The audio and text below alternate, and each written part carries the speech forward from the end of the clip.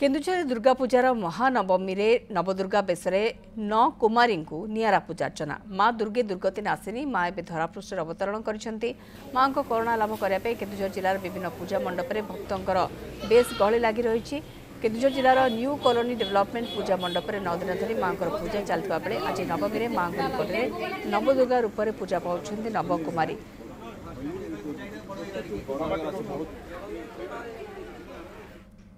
आज ये नवकुमारी पूजा अनुष्ठित होता आज बहुत सुंदर लगला जमती लगला माँ निजे आविर्भूत होती समस्त भक्त मान को दर्शन दौरान 9टा अवतार समस्त बहुत खुशी अच्छा।